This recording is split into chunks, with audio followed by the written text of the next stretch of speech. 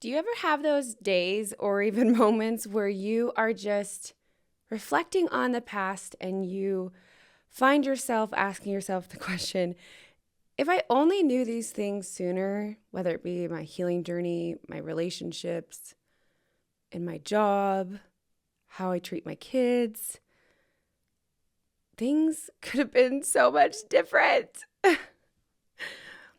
And you just kind of get frustrated because you're like, I wish somebody who had walked in the same shoes I walked in would have told me these things because I would have followed their lead. Well, I had a lot of reflecting this week on just so many things, honestly. And honestly, a lot of it is because of this podcast. I've grown so much, even in the last 3 months. And I just found myself reflecting over and over and over. And I'm like, you know what? People did tell me these things. I just didn't want to listen. And that may not be the truth for you, but it was for me. So I'm going to share these 8 things that I had wished somebody had told me, which we all know by now they did. And if I would have listened and applied these things to my life, a lot of things could have been different. And it's not to say that I'm not happy for where I am in my growth, because I likely wouldn't even be here sitting with you guys. So I have no regrets about where I am today. I just sometimes wish I could have handled things differently. But, at the time, I just wasn't ready to hear it. And the first one, which being the largest one that I still sometimes have to get a grip of my own pride and black and white mindset, is that number one, 2 truths, they can exist at the same time. Anybody listening to this that knows me is like, can you repeat that, Rainey? Because we need to make sure we have that on record, because you are a very black and white person. And I'm sure it's unbelievable for most people to hear me say that, yes, in fact, 2 truths can exist at the same time. And on the topic of 2 truths existing at the same time, having that very black and white mindset like I typically have is so incredibly healthy and so incredibly toxic at the same time. And here's what I mean. When I was coming out of survival from either childhood or my early 20s, and I started my healing journey, black and white thinking felt really safe. It made me feel like I had structure. It kind of put even this visual line that I could draw when it came to boundaries, right? It was like, I guess in my head, it's not only a way and a lifestyle to not fall back into some bad patterns and habits, but also it felt like a way of protecting myself from everyone, which, if you think about it, is kind of a toxic mindset, because not everyone is out to get you, and everyone makes mistakes, right? But when you live in this black and white mindset, you can't see the truth of maybe there's truth to the other side of this. And I would see things as either this is toxic or this is safe. Like, you are toxic or you are safe. This friend is for me. This friend is not for me. And if they're not for me, you're likely against me. This path is right. This path is wrong. And for me, most of my life, I lived with uncertainty. I lived with being gaslit. I lived with my reality constantly being questioned. And so black and white, when I started my healing journey, felt very safe for me. And if you didn't have a black and white mindset, you weren't a safe person. And maybe this type of, a limited mindset reality that I was living in was okay for a season, but long term, living in that extreme black or white mindset, it's actually going to limit your emotional growth.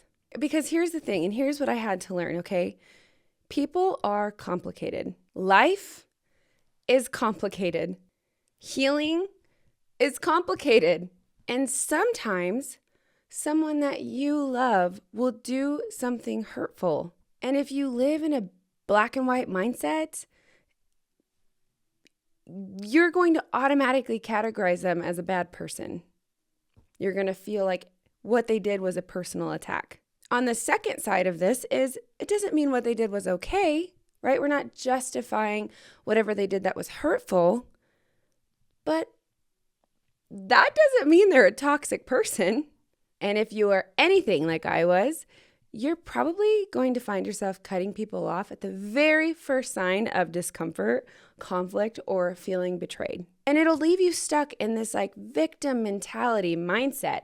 But the way we see it and the way we justify it, or at least the way I justified it, is like, no, this is my way of protecting myself. But eventually, you're going to have to face this emotional maturity enough to be able to acknowledge that two truths can exist at the same time. And it is not always as black and white as you mess up, that means you are a problem, and I have to protect myself from you completely. Or if I'm not passionate about this job, then I have to quit it immediately. If I don't get the promotion, that means I'm a failure. I either am going to succeed at this business right now, or I'm not cut out for the job. If you and we disagree, that means we're not friends. If they don't text back immediately or answer every time I call, that means they obviously don't care about me. And if I fully forgive them, that means that I have to let them back in my life. If I make a bad decision, then that must mean I'm a bad person. If I'm not healing fast enough, that means I'm not trying hard enough. I'm either completely 100% confident, in charge, a go-getter, or I'm completely broken. If I'm triggered, I must not be healed. If I have a bad day or eat that cheat meal, well, guess I'm back to square one. If I can't do it perfectly, well, then obviously I'm not going to do it at all. If I miss one day, my whole streak is ruined. If I rest, that means I'm lazy. If I spend money on myself, I'm irresponsible. If I set boundaries, then obviously I'm not Christ-like. If I'm struggling, I must not be praying hard enough. If I go to therapy, that's definitely me not trusting in God. And you guys, a lot of these things are things I actively still struggle with. I'm not kidding. I am such a black and white person. This is how my brain processes everything. I'm like, I wish I could tell you I'm joking. Like, learn from my mistake. This is not okay. This is a toxic mindset. And yes, there are things that are black and white. Like for me, sin is black and white. There is no gray. And I think this is where I kind of developed this like deep root for what black and white mindset was, is because like for me, like lying, for instance, no matter what the reason you lied for, a lie is a lie. I'm very black and white with that. I'm very black and white, really anything that you want to call a sin, okay? So read the Bible, look at what God calls a sin. I feel 100% black and white. That's sin, okay? So there are areas like for me that I have to recognize that my black and white mentality is a good thing because it saves me from myself and falling into sin. However, I catch myself thinking in extremes. It's like this or that, right or wrong, all or nothing. But real life and real healing and real relationships, they actually live in the messy, uncomfortable middle, right there in the gray. Kind of like you can love your job and still feel completely burnt out. You can choose to forgive somebody and still stay absolutely no contact. You can feel so secure and confident in who you are as a person and still have times of insecurity. And this is what emotional maturity looks like. You have to learn to hold space for both truths. You can feel so incredibly grateful and happy and overwhelmed with joy and completely drowning in sorrow and grief at the same exact time. Two truths exist. so hard for me to wrap my hand, but it's so hard for me to wrap my head around. But this has been such a big area for me to grow. I had to learn that my extreme thinking was so toxic. It was self-sabotaging. It ruined wonderful relationships that I had. And my way of protecting myself was actually isolating myself and projecting my own pain onto everybody else. And you just have to let go of these labels that it's either all good or it's all bad. You either are making progress or you broke your streak and you have to start all over. That's why so many people quit the gym, quit eating healthy. They have one cheat meal and they're like, great, there goes my there's my 5 pounds back. My entire streak is over. And then it's so exhausting to get to where you even were because of your own mindset that you're just like, you know what? What's the freaking point? What's the point? Right? And then you follow this into every aspect of your life when you have a black and white mindset, like I did. But what we have to understand is people are complicated.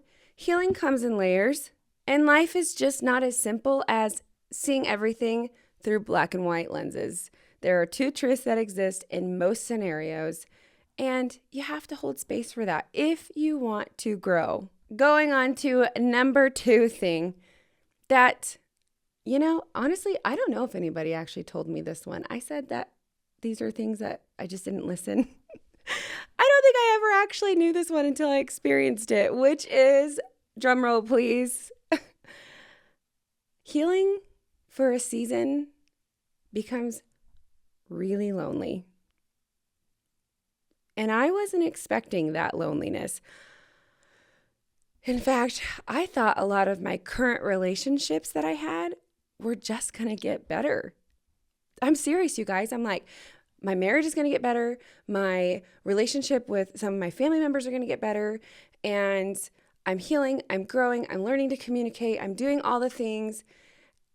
And then I started to realize that once you start doing the work, once you start showing up for yourself, once you start setting boundaries, once you start to learn emotional awareness, you start to understand your triggers, your nervous system, suddenly some of your past relationships kind of go quiet. Sometimes invites stop coming, and your friendships kind of feel like you start talking 2 different languages. And for me, it was like, I would start to think like, okay, am I the problem here? Like I'm doing all this healing work and I'm really trying to focus on myself and I'm really trying to grow. And that way if I can show up for myself better, I can show up for you better, and then our relationship can grow. Is this pushing people away? Is this intimidating others who are on different growth journeys? Like, why am I seeing these shifts in relationships? And not only that, guys, like I'm seeing people differently. I'm seeing the friend that I used to sit and gossip with, and I'm like, ooh, outside of gossiping, we have no friendship. So what is there to talk about? And then I had to learn that when you start healing, you are naturally just going to outgrow people. And it sucks at first. Like, it truly feels isolating and it is what it is. It's lonely. But the best part of learning to not internalize and take personal these shifting relationships, you are making room for the people to enter your life that fits the version of you that you're becoming. And that's so hard for me because I'm a black and white thinker, right? I'm like, no, we were friends forever. We're friends or we're not. And what I have to learn in this healing journey is, no, we are just on 2 different paths now. And I could still love you, but I can't keep repeating these toxic behaviors, like, for one, gossiping, because that doesn't align with who I want to become. So yes, the in-between, it's super freaking lonely. It just is, you guys. But it's temporary. Then the third thing I've been reflecting on about my healing journey is how much emotional awareness changes how you see people. It's almost like you're putting on these invisible glasses and suddenly you're seeing people through totally different lenses. You're seeing their defense mechanisms. You recognize when someone is actually projecting on you, and it makes it so easy not to take things personal. It's almost like looking at them and just seeing their inner child throwing a temper tantrum, even though they're like 40 years old. Like, really, we're all just like 4-year-old, 5-year-old kids inside our bodies, broken little humans just wanting to be loved, wanting to be heard, and how people show up and how they project and how they handle conflict. It's like you can just see it all once you develop emotional awareness. And I think honestly that this can be such a blessing and a curse. Because on one hand, you learn to stop taking everything so freaking personally. Like the person who cut you off when you're driving, they likely weren't trying to cut you off as a person because you're this terrible person and they're literally trying to attack you on the road. Or the person that was rude to you at the doctor's office is probably having a really bad day. The teller at the bank who got a little snippy, maybe you're like the 5th client who asked her the same question and she's tired. Or the mom who hasn't called you back because she just had a new baby and you feel like, oh my gosh, our friendship is drifting, when really she's just stuck in survival mode. Like, you just start to see things differently. You don't take it personal. And when you can separate, this isn't about me, this is their own stuff, you just naturally live a much more peaceful and happy life. When you just do. It's like the best glasses you can put on is learning not to take things personal. But on the flip side, okay, the curse side of this, it can make being around certain people exhausting. Like, let's be real. There are some people I'm like, I cannot even be in the same room as you because I just can't. And why is that? Because you see it all. You see the manipulation, you see the gaslighting, you see the avoidance, you see the anxiousness. You definitely can see the emotional immaturity. And once you see it, you literally can't unsee it. And so this has been really hard for me because I have a really bad problem with taking on the emotions of everyone around me or matching their tune.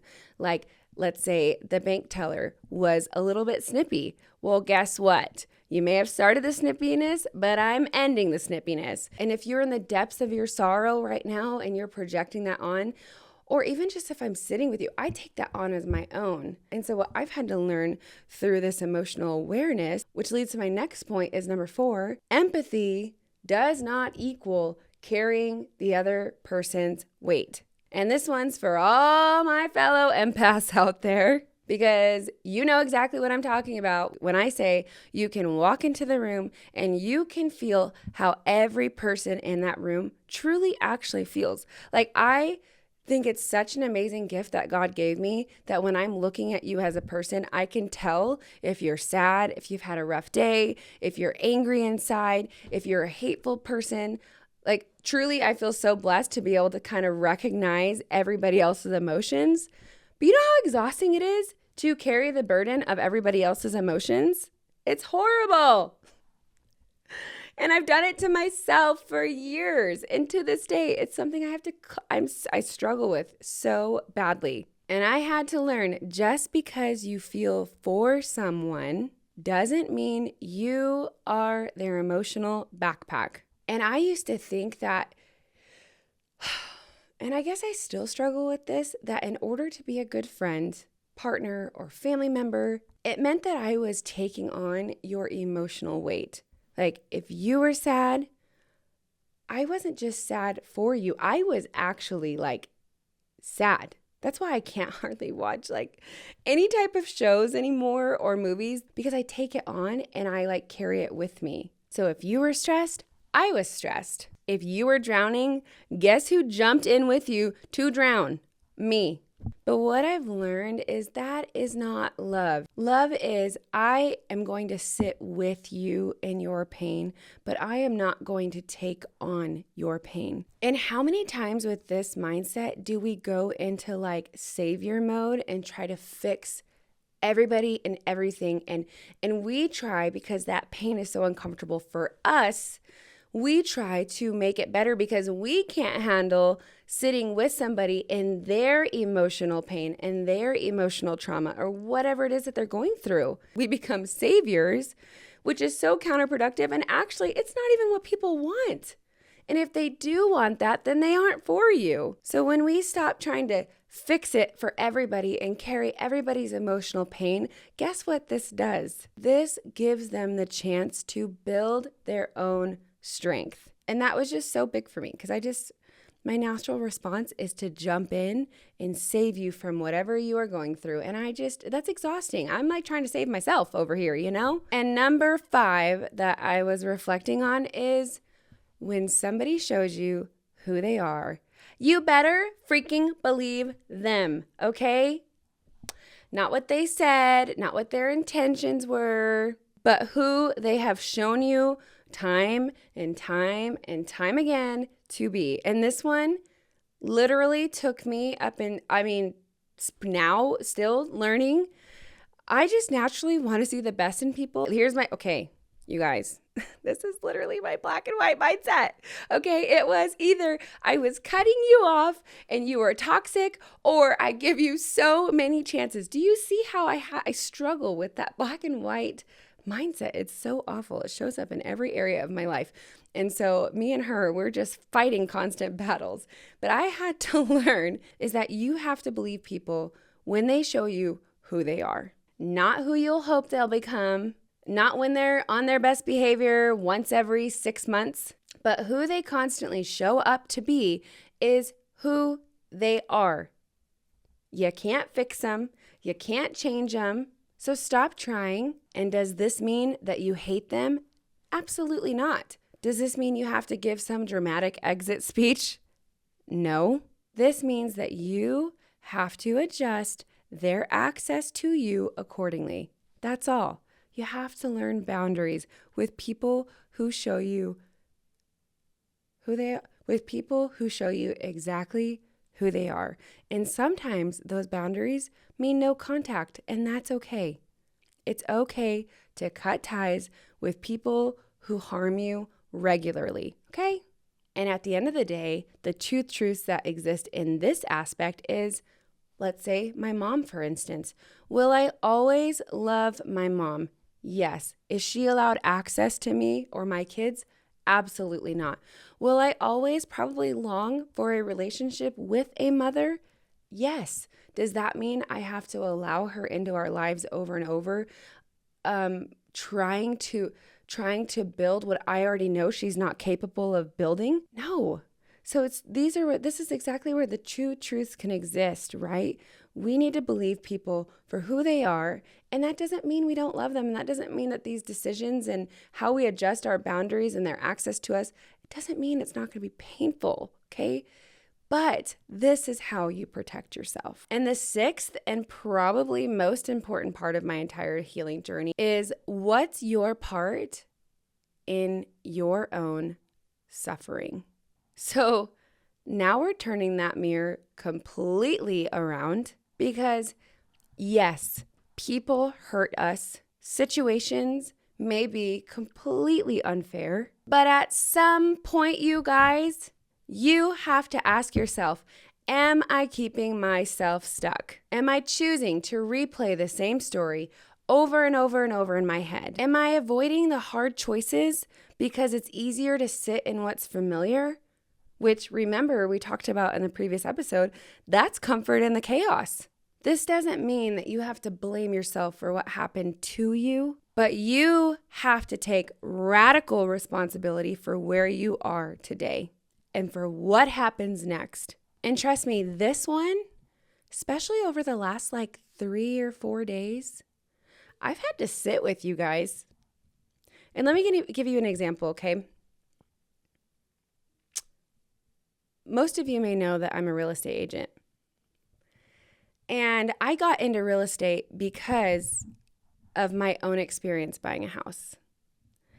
And I knew that the type of representation out there didn't meet the standard that it should when buying or selling a home.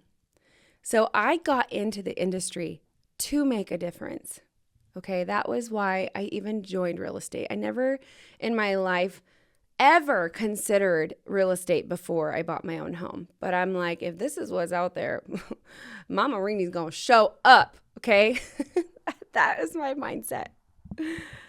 So a couple years in, you guys, I was burnt out.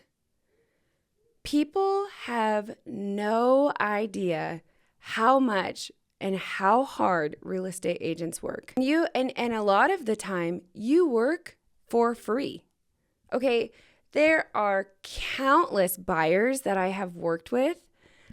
I have shown hundreds of houses to over 2-3 year periods, and not a single one have come to a closing. I don't get paid unless we close on a home. So you are literally working for free until they find the house they love, go through the whole contract, go through all the negotiation periods, and close on their home. Do you know how many people run real estate agents into the ground? Do you know how many people call at 3 a.m? Do you know how many people call you, blow up your phone at 9 o'clock at night, 10 o'clock at night, when you're feeding your kids dinner, 5 o'clock in the morning? Okay, I'm not kidding.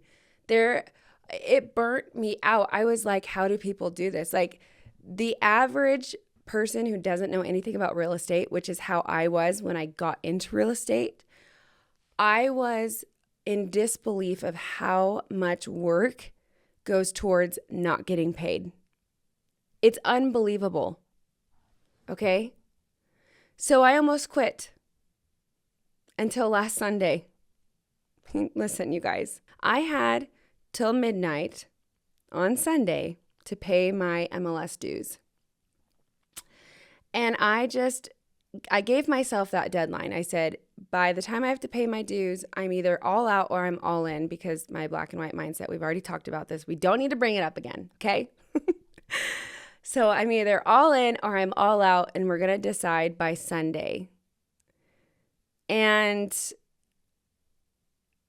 Friday came, and I got a client. We had the most amazing weekend. We looked at a ton of homes.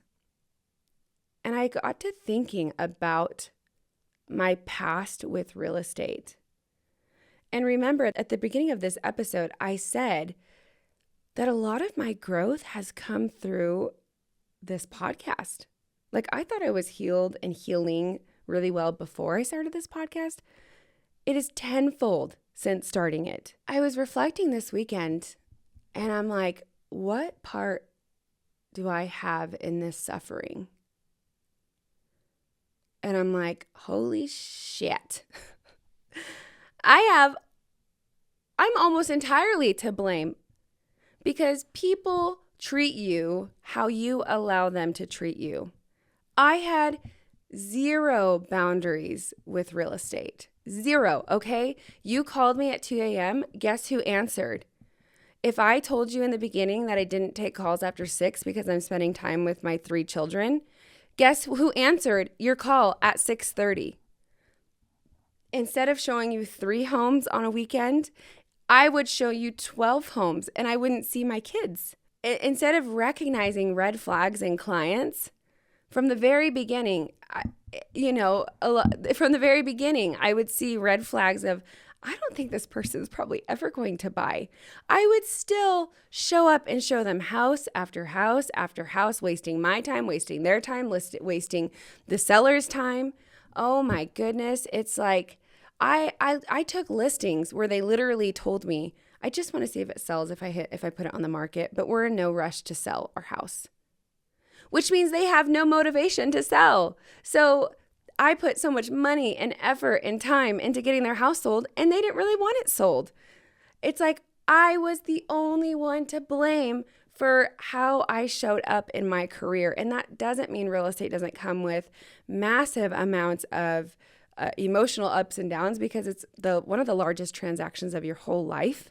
And that's why I'm so passionate about it. And that's why I think that your representation should be the top tier, right? But I had to be honest with myself that these clients didn't burn me out. I burnt myself out. And you know what is so funny about all of that is if I would have set healthy, clear boundaries from the very beginning, I would have probably had more respect from my clients, more respect for myself and who I was willing to accept as a client, and I would have never got burnt out with in the first place. So at 11:45 p.m. Sunday, I paid my dues, and I'm like, okay, for 1 year, because I know I'm one hell of a good agent. I represent my clients really well. I love showing up for people in this industry. I'm going to give it my all. And I'm going to attack this career with boundaries, with respecting myself, and not ignoring the red flags from day one. These are the type of situations that we have to ask ourselves, what part in all of this suffering that I'm going through can I own? That way I can change it. Because you can't change what happens to you, but you can sure as hell change how you choose to show up and how you choose to have boundaries and how you choose to manage your own expectations. And that, my friends, is really freaking hard to do, no matter who you are or where you are in your healing journey, but it applies in every aspect of your life, even the aspect of your trauma, right? I can live forever a victim of a mother who hated her, of not knowing if my mom was going to kill herself one day, off my dad, beat the shit out of us another day. I can live victim to past relationships of abuse, sexual trauma, all of the things that we can just become this overwhelmed. We can become overwhelmed with this victim mentality. But all that does is it doesn't allow us to grow. And so in my black and white mindset, it was, I'm either all in to real estate and I have zero boundaries, or I'm not in it at all. And do you see how I had to, even this weekend, you guys, struggle and learn to adjust my black and white mindset and say, no. Okay, the two truths exist here where real estate is emotional. And there is a lot of ups and downs. And sometimes you deal with some really, really nasty people. And sometimes you work for free, a lot of times actually. And it sucks, right? That truth exists. But the other truth is, you didn't have boundaries, Renee. So what did you expect? You set the tone of what you would allow. And then they just followed suit. So no matter what you've gone through, no matter how big the trauma is, or maybe it's where you are in your own career or where you are in your marriage, where you are feeling just stuck in life, you don't know which direction to go. Reflect on what part of your suffering can you acknowledge is your part in. That way you can change it. Oh, that part is just like, I just think it's one of the biggest aspects of learning emotional intelligence, of learning emotional awareness, and actually being able to grow and become a better person. Oh, I just love that question. And the last point that I want to talk about that I really had to learn is, think about this, you guys. When you are depressed, overwhelmed with anxiety, you can't even feel your butt in the chair you're sitting in right now. Your ears are ringing, your jaw's clenched, your shoulders are scrunched. All you want to do is curl and sit in bed. So you do, right? You can't get out of bed. You can't clean your house. You can't go work out. You can't start a project. You can't think about being creative. You're just existing. And so I did some research on this, guys, and it's actually amazing. not doing anything causes you to be depressed more. And you're just stuck, not being able to think or do anything else. And so I got to thinking, if not doing anything makes it worse, your depression worse, could doing something make it better? And sure enough, I found a whole ass podcast episode on that exact thing, you guys. And it's 100% true. Being creative, doing something, finding a hobby, picking up a daily task, going on not even an hour a walk, a 30-minute walk, even a 5-minute walk has been scientifically proven to pull you out of depression. So then I tested it on myself, okay? Because this is my tendency, because I'm an all or nothing person. So I'm either thriving and successful, or I am paralyzed in depression. And so, as most of us who've gone through depression and trauma, it comes in waves, right? It's just like some days you feel great, and then there's a streak where you just feel terrible. And you're like, here it comes again. Like, why does this keep happening? Where does my streak go? So I woke up one morning and I felt like this. Guys, it was just like 2 weeks ago. And I'm like, okay, Rainey, your normal pattern would be to sit in bed all day. I mean, obviously you'd take care of your kids and you'd get what you needed to get done, kind of like functioning depression, high functioning depression. But you're going to slip back into the pattern of rapid thoughts, regret, animosity, resentment, and your day can go 2 ways. So let's test this theory that I found. So I put up a task, okay? I was going to clean my laundry room, the least messy room in my entire house. And I was like, okay, if doing nothing makes it worse, let's see how doing something makes it better. And lo and behold, you guys, I put on some Christian music. I started cleaning. And once I started, I went to the next room, and I went to the next room, and I was singing, and I was dancing, and I was having a good time with my kids. And I forgot, okay? I forgot that why I even started in the first place. I'm not even kidding. I was no longer feeling like I was incapable of surviving that day. I'm not joking, you guys. Not doing anything makes your depression worse.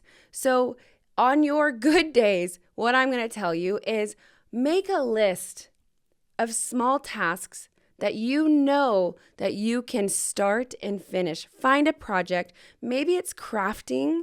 Maybe it's in music. You want to learn a new song. Maybe it's doing yard work. Maybe it's going on even a 5-minute walk. Okay, find something, some outlet, some creative outlet, some task that you can organize or do.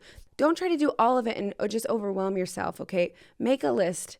That way, when you feel the way that I felt, which felt like I wasn't going to survive the day, pick one thing and force yourself to just do it. And watch how it completely changes your mindset.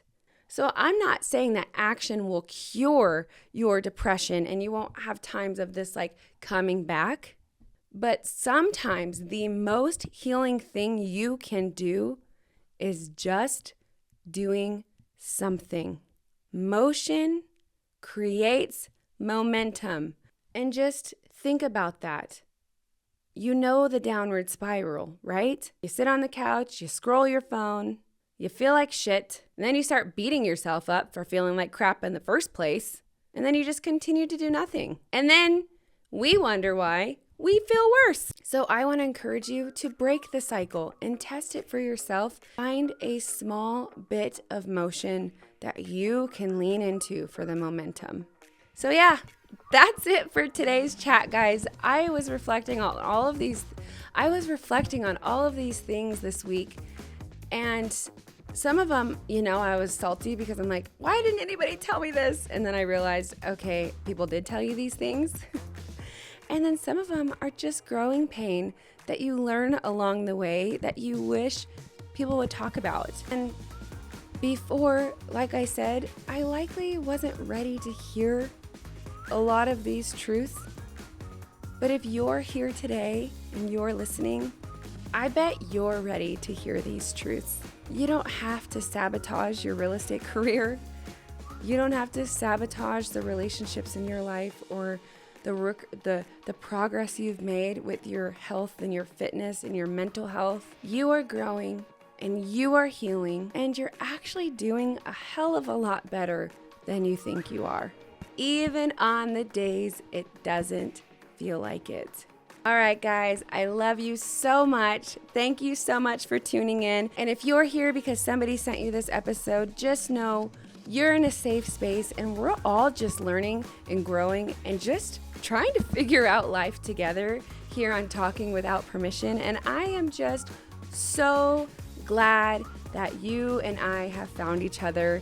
And welcome to the start of a new life. I'm your friend and your host, Renee Spencer, and I will see you in the next episode. I love you guys.